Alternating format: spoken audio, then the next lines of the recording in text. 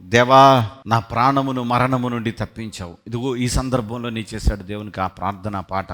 నా ప్రియ దేవుని బిడ్డ, నువ్వే విషయంలో అలసిపోయి ఉన్నావో, నువ్వే విషయంలో సమసిలిపోయి ఉన్నావో, దావీదు కోసం అభిషేక్ని పెట్టిన దేవుడు నీ కోసం కూడా ఎవరో ఒకరిని సిద్ధం చేసి ఉంచాడు. నీ కష్టాలలో నుండి, నీ బాధల్లో నుండి, నీ ఇబ్బందుల్లో నుండి నేను విడిపించడానికి నీ కోసం కూడా ఎవరో ఒకరిని దేవుడు సిద్ధం చేసి ఉంచాడు. ఆ సందర్భం వస్తేనే నీకు తెలుస్తుంది.